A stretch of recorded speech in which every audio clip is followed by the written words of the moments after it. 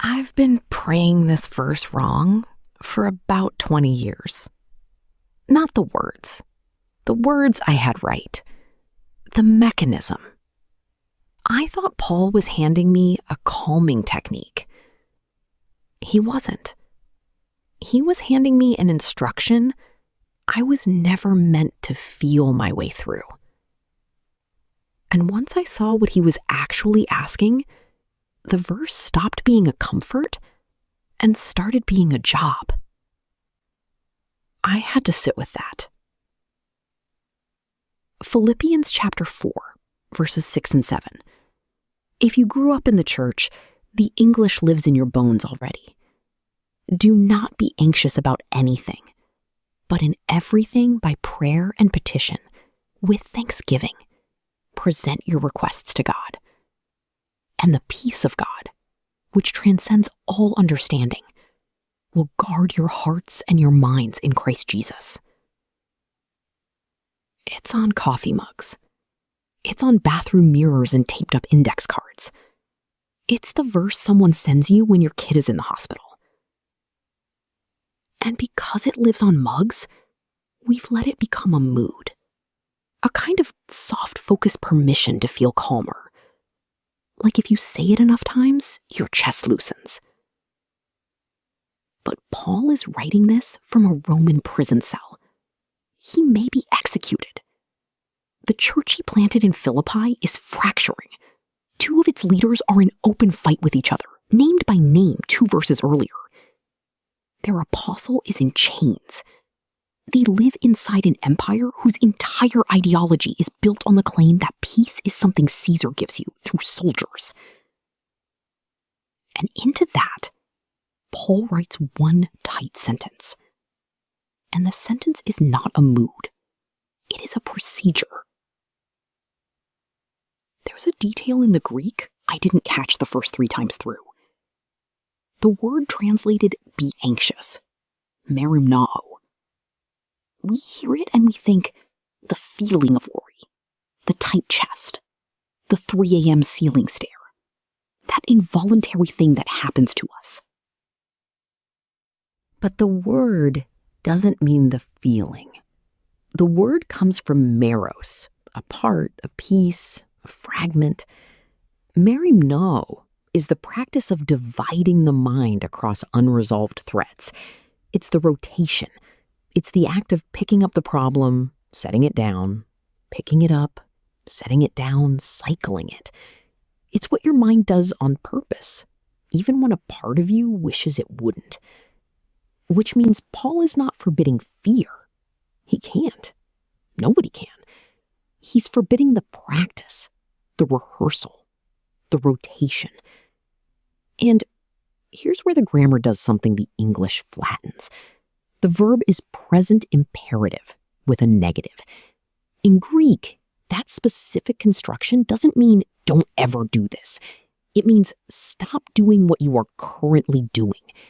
It assumes the habit is already running. Paul is naming a practice the Philippians are mid-practice inside and telling them, cut it. If anxiety is an emotion, the command in verse 6 is impossible.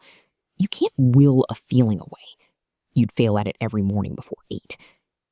But if merimnáō is a practice, the thing you do when the feeling shows up and you start rehearsing the worst case on a loop, then the command is actionable. You can refuse the practice. You can decline to enter the rotation, even while the feeling is still in the room. That alone reframes the verse, but Paul isn't done. Because he doesn't just say stop. He names the replacement. Déēsis, specific, articulated petition. From déōmai, the verb for lacking, for needing. Déēsis is the act of taking the thing you are afraid of and naming it in a sentence. Not vague prayer.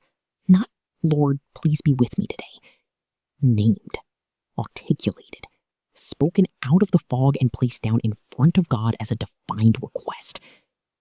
The grammar matters here too. Gnorizestho, let them be made known. Present imperative, ongoing. It's a habit being installed. fragmented anxiety lives by staying unspoken. It survives on the rotation. Articulated petition kills the rotation by making the thing sayable. And then the third piece, metà eucharistías, with thanksgiving. The preposition metà with the genitive here indicates accompaniment, concurrency. The thanksgiving runs alongside the petition, not after it, not after the answer, which breaks something I'd quietly assumed. I had read that as, thank God in advance. Thank him as an act of faith. Thank him for the answer you haven't seen yet. That's the version that gets preached sometimes. Thank him before he moves. That's not what the Greek says. The thanksgiving is not leverage. It is not a strategy.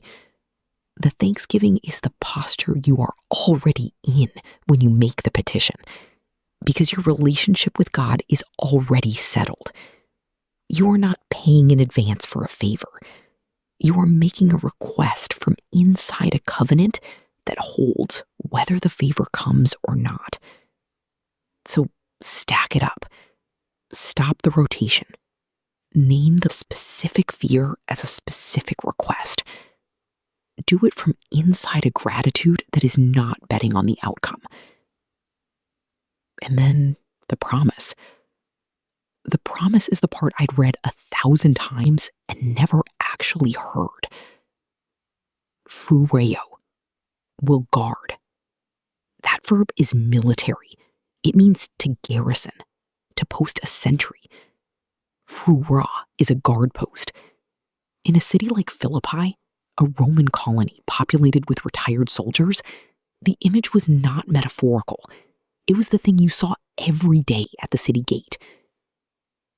The peace of God, phrouréō, future indicative, not might, not may it be so. Will garrison, will stand sentry. Over what? Over your cardia, your heart, which in Greek means the will, the seat of decisions, and your noēmeta, your thoughts, the contents of what runs through your mind. The peace is not a blanket. It is not a warm feeling. It is armed personnel, posted at the gate, refusing entry.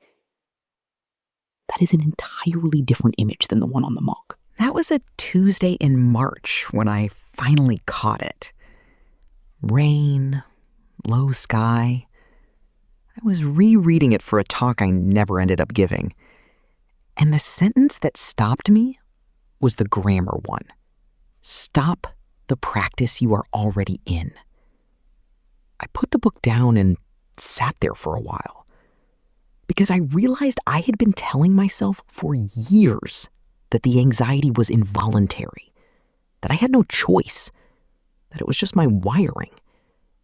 And the text had been saying, patiently, the whole time, no, that part is a practice, and I am telling you to stop it. That was where this stopped being a verse about feeling better. So picture how this lands. You woke up at 5 a.m. 2 Tuesdays ago, with that particular tightness in the ribs, the one that's not sharp enough to be panic and not dull enough to be tiredness. The dog was still on the bed. The furnace clicked on. You lay there for an hour, watching the ceiling go from gray to almost gray, and you ran the same 3 loops. The conversation you should have finished last week, the number on the account statement, the thing your daughter said at the dinner table on Sunday that you cannot get to stop ringing. 3 problems, rotating, none of them solvable at 5 a.m. All of them somehow louder in the dark. That's merimnáō. That right there. The rotation. Not the fear itself. The fear showed up on its own, and it's going to. But the choice you are making, over and over, to pick each one up and set it down, and pick it up again. Paul is saying you can stop. Not stop feeling. stop rotating. Take each one of those three, the conversation, the number, the thing your daughter said, and name it in a sentence, out loud if you can. God, I am afraid this conversation cannot be repaired. God, I am afraid we will not make rent in March. God, I am afraid my daughter is drifting somewhere I cannot reach. Put each one down as a defined request. And alongside each one, name one thing you are grateful for that does not depend on the answer. You're standing with him, a specific past faithfulness, the fact that he already knows exactly where your daughter is. And then, this is the hard part. When the rotation starts back up at 7, because it will, you say, I named that. I gave it to him. I am not picking it back up. And you direct your attention to the next required thing. Pour the coffee, find the shoes, whatever's in front of you. That's the discipline. It's not elegant.